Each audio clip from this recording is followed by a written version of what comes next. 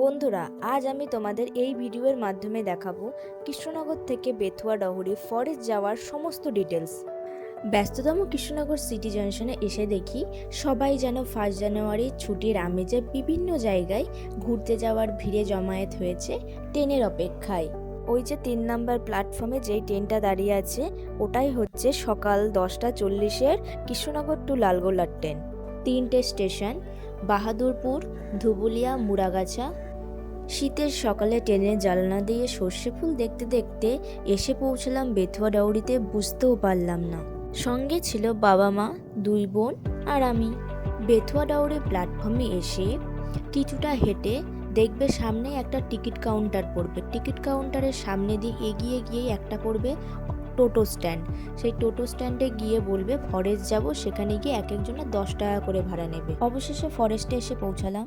নেমেই বাদিকে এত সুন্দর ফুলের এক নার্সারি। 1 জানুয়ারি থাকার কারণে কোনো টিকিট কাটতে হয়নি, সোজা লাইনে দাঁড়ালাম। ভিতরে 1 ঘন্টা করে সময় আছে ঘোরার, তারপরে গাইডরাই বার করে নিয়ে আসবে। কপালটা ভালো ছিল তাই লাইনে সবার ফার্স্টেই লাইনে আমরা। আস্তে আস্তে কত বড় ভিড় হয়ে গেল দেখো। টিকিটের একটা বোর্ড দেওয়া আছে কটা থেকে কটা অবধি খোলা। বোর্ডটা আমি তোমাদের কাছে শো করে দিলাম, তোমরা একটু দেখে নাও। এরপর ফরেস্টের ভিতরে এলাম, এসেই সামনেই সেলফি জোন। তারপর গুটি গুটি পায়ে এগিয়ে গেলাম ফরেস্ট অ্যাডভেঞ্চারের উদ্দেশ্যে। অ্যাডভেঞ্চারের ফার্স্ট টার্গেট হরিণ আর ময়াল সাপ। যত সামনের দিকে এগোচ্ছি ভয়ও লাগছে, আবার খুব অ্যাডভেঞ্চার আনন্দও লাগছে। দেখতে থাকো কি কি দেখতে পাই আমরা। অনেকটাই সামনের দিকে এগিয়ে এলাম। হরিণগুলো হয়তো ভিতর দিকে লুকিয়ে পড়েছে তাই হয়তো দেখতে পাচ্ছি না। অবশেষে জালবদ্ধ করা কিছু দেখতে পেয়েছি। সামনে এগিয়ে গিয়ে দেখি ঘড়িয়াল রোদ পোয়াচ্ছে। প্রথমে আগে ভেবেছিলাম যে এগুলো নড়াচড়া করছে না, হয়তো ফলস, কিন্তু না, এগুলো অরিজিনাল, কারণ এর চোখের দিকে তাকিয়ে থাকলে চোখ পিটপিট করে। এই দিকটা আছে পাখির জায়গা, তো আমরা এখন এদিকে ডিরেক্ট যাবো পাখির জায়গায়। বেথুয়া ডাউরি থেকে যেই বন্ধুরা আমার এই ভিডিওটাকে দেখছো তারা কিন্তু অবশ্যই হাই লিখে পাঠিও, আর ভিডিওটা কেমন হয়েছে জানিও কিন্তু।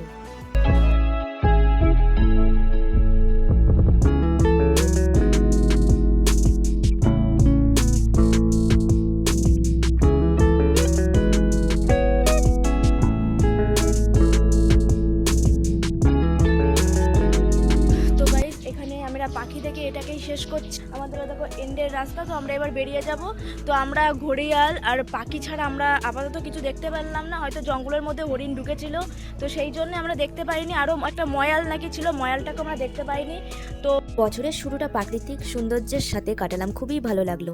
ভিডিওটা ভালো লাগলে লাইক কমেন্ট শেয়ার করতে ভুলো না বন্ধুরা। আর আরও নতুন নতুন ভিডিও দেখার জন্য চ্যানেলটিকে সাবস্ক্রাইব করে ফিওনিক্স ফায়ার বিউটির সদস্য হয়ে যাও।